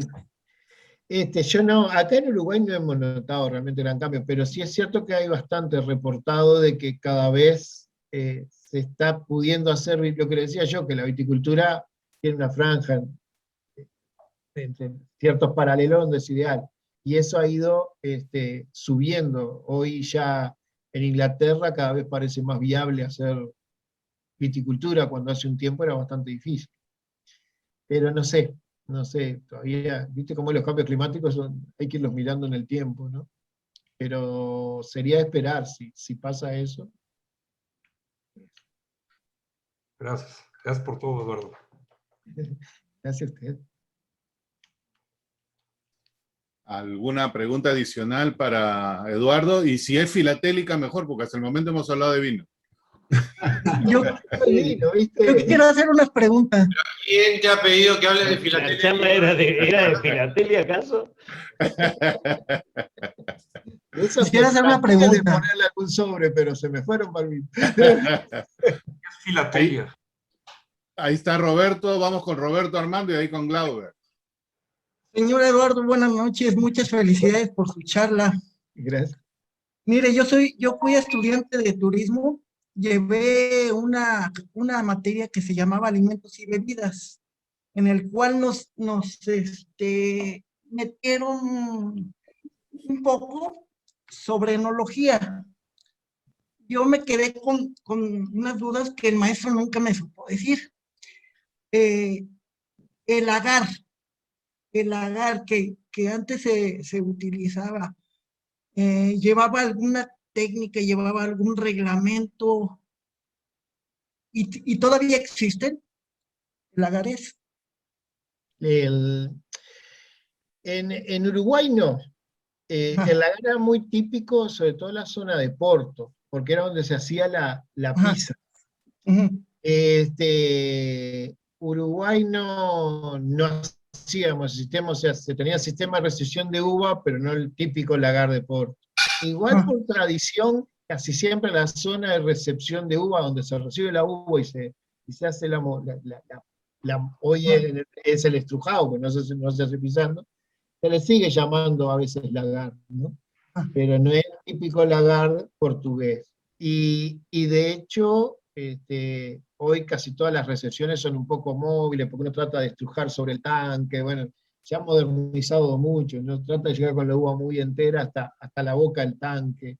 Ha ido modificando ese concepto inicial que era tener el lagar, donde se hacía la pizza de la uva. Mi segunda pregunta es, ¿por qué los catadores escupen el vino? No, quisiera saber esa duda que tengo. ¿Por qué no tiene por qué? Se hace porque a veces hay que probar muchos vinos. Si uno tiene que probar 30 o 40 vinos, claro, no los puede tomar. Pero si tenemos que probar 4 o 5, lo tomamos, no hay ningún problema. Es solo para poder llegar a probar 30. Todavía existe yo sabía que en Burdeos existía una universidad de enología, no sé si... Sí, todavía, ¿verdad? Sí, por supuesto. En Burdeos. Sí, Y claro. mi última pregunta, ¿qué le merece, qué mención le merece los vinos de México de Calafia, de la región de Calafia? Sí, no los conozco mucho de esa región. Probé algunos vinos mexicanos cuando fui una vez a México y me gustaron, pero no conozco mucho, la verdad. No llegan a Uruguay ninguno, y bueno, cuando no he ido tantas veces a México, tengo que ir a México a probar. Bienvenido. Y muchas gracias. No, gracias. Muchas felicidades. Gracias. Heinz. Gracias. Hola Eduardo, Hola, muchas gracias por tu presentación. Gracias. Quería plantearte dos temas, dos consultas. Uno, mencionaste el que se usaron desde tiempos ancestrales las barricas de roble, pero en estos tiempos modernos también, yo no sé si es solo por el volumen o por alguna otra cosa práctica, se usan envases de acero inoxidable, que también tienen una capacidad mucho mayor, ¿no es cierto?, 30 mililitros, son fáciles de limpiar, una serie de ventajas desde ese punto de vista. Y yo me imagino, y no sé si tú lo puedes corroborar, la calidad del vino o del proceso es similar o igual a la del roble. Y después de eso, la segunda pregunta es el concepto del vino orgánico, a ver si puedes comentarnos algo de eso. Bien, empiezo con los recipientes. En realidad, material para recipiente, en la bodega, los que fueron a la bodega vieron, nosotros podemos unificar en tres: en roble, en hormigón, concreto, cemento, y en acero inoxidable. Y siguen un poco la cronología. El roble quizás es, por supuesto, el que primero se utilizó, luego siguieron los recipientes de cemento y ahora el acero inoxidable. Y bueno, el beneficio del acero inoxidable es el que dijiste, la facilidad de limpieza, mucho más práctico, tiene muchas ventajas desde ese punto de vista, pero tiene un problema. No problema, pero algo que no tienen los otros, que es la inercia térmica. Cuando uno macera, lo que yo les conté, que extrae color y polifenoles, se da la fermentación, y eso eleva un poco la temperatura del líquido. De hecho, tenemos sistemas de frío para poder mantener la temperatura de fermentación. Pero cuando está terminando de fermentar, si uno quiere mantener esa temperatura para seguir extrayendo mejor, unos 25 grados, una cosa así, el acero inoxidable a veces se enfría muy rápido. Mientras que el hormigón o la madera son aislantes y mantienen el líquido a una temperatura bastante más constante. Y la maceración se hace mucho más linda si uno quiere una maceración larga, ¿no? Por el otro lado, el recipiente de madera, de roble, tiene un intercambio de oxígeno que no lo da el acero. El oxígeno, la madera es permeable, no deja entrar, por supuesto que cantidades muy pequeñas de oxígeno, pero eso hace que haya algunas reacciones que favorecen a polimerización de algunos compuestos, y bueno, se obtienen cosas diferentes. Pero bueno, da mucho más trabajo de conservarla, de limpiarla. O sea, sí, como enólogo el acero inoxidable es ideal, pero bueno, cuando uno quiere buscar cosas con ciertas características, tiene que ir a algún recipiente de ese. Y en cuanto al otro, los vinos orgánicos. Bueno, en Uruguay no tenemos mucha experiencia con vino orgánico, nuestro clima es bastante difícil para tratar de hacer un vino orgánico, porque nosotros sí hacemos bastante lo que llamamos es tratar de tener el menor impacto en el ambiente. Entonces, hoy por hoy uno puede manejar los productos fitosanitarios para aplicar las menores dosis posibles, en los momentos justos, tratar de disminuir al máximo, aparte porque se controlan, ¿no? Uno le controla mucho después los residuos, y por lo tanto tiene que usar muy pocos productos de este tipo en el desarrollo vegetativo. Pero bueno, hay zonas que sí hacen bastante. Chile es tiene bastantes vinos orgánicos, ¿no? Y hay un mercado en el mundo que los pide. Pero bueno, acá es un poco más difícil. Gracias, Eduardo. Gracias. Eduardo, yo tengo otra pregunta que es más curiosidad de algo referente. A veces uno va a ciertos lugares y en esos lugares trae el especialista en vinos, el sommelier, ¿no es cierto? Y te mandan al sommelier y tiene una especie de Yo le llamo la cuchara esta. Tienes como su... El catavino se llama. Sí, a mí me han dado una serie de explicaciones y son diferentes. ¿Para qué realmente se usa hoy en día? Si se usa la cuchara esta que tiene, todavía se usa para probar y tiene diferentes, una vez me hablaban que no, que este es de plata, que este es de la otra cosa, y yo solamente lo veo como punto de decoración. Sí, es que creo que hoy es muy decoración, ¿eh? Si bien es cierto que se puede usar y se sigue usando, viste que tiene toda la vueltita, entonces uno puede ver bien el brillo, mueve y podés ver si el vino está bien límpido. La tacita esa ayuda mucho, pero hoy es mucho más práctico y tenemos todo a disposición, la copa, una linda copa donde puede evaluar el vino bastante más fácil, ¿no? Borgoña sigue usando mucho, es mucha tradición de ellos tener el catavino y probarlo en la barrica. Se usaba mucho también en el manejo de barrica, cuando uno tenía la barrica ponía la muestrita ahí y se miraba en la bodega, ¿no? Es bastante clásico, pero actualmente al menos no es algo que se use en la rutina del trabajo, más que como algo más tradicional. Una tradición, ok. Y son Gracias. lindos. Gracias. Bueno. ¿Alguien más por ahí? No veo a nadie más. Bueno, Eduardo, ha sido una fantástica charla, te agradecemos mucho. Conoces muchísimo el tema. Muchas gracias, por Eduardo, compartir muy todo eso. linda. Muy linda. Fantástico. Y el día de mañana...